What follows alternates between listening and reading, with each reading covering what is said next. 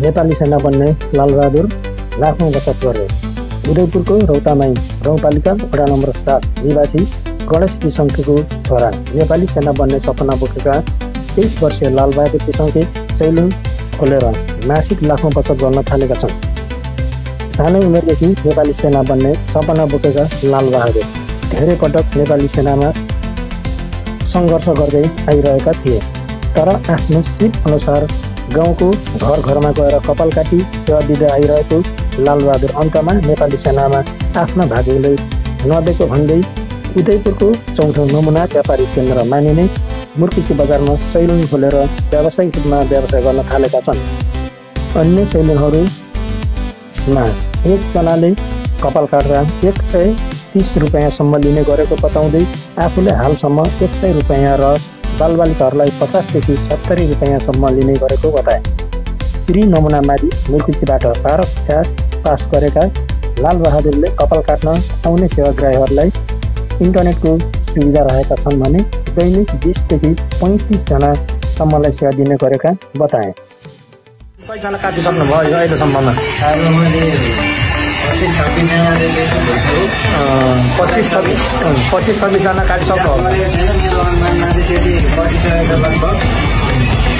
भनेपछि 1 महिना बराबर लगभग एक दिनको चाहिँ उहाँले चाहिँ 20 देखि 30 जना 20 देखि 30 35 जनासम्म कतिजनासम्म काट्नुहुन्छ? जस्तै चाडपर्वमा त म 50-60 जना नै पुर्याउँछु।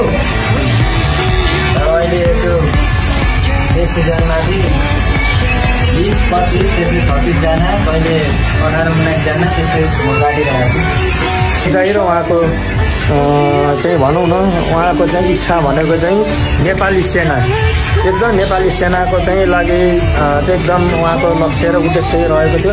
अनि अहिले आएर तपाईँ चाहिँ यहाँ कपाल काट्ने ठाउँमा हेयर कटिङमा बस्नुभएको छ र यहाँ कहाँ सिकेर आउनुभएको तपाईँले तालिम चाहिँ? यो मैले कहीँ सिकेको होइन, यो गाउँघरमै काट्दा काट्दै मैले सिकेर जानेको हो।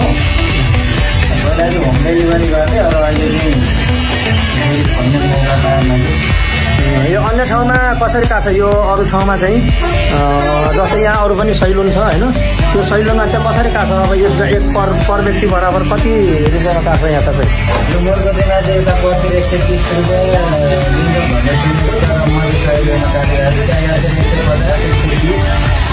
150-130 अनि कमाइको हिसाबमा तपाईँ कति दैनिक रूपमा अब भनेपछि दैनिक तपाईँको 2000 देखि 3000सम्म पर्ने मासिक त लगभग 1 लाख बराबर जाँदैछ होइन?